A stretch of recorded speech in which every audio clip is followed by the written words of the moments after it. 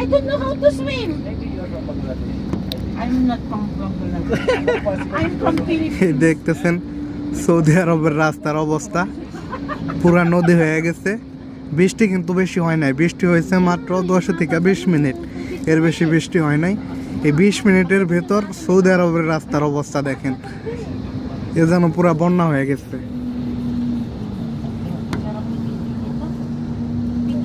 এই যে পাকিস্তানি ভাই, পানির নিচে গাড়ি, Look, the water is until here.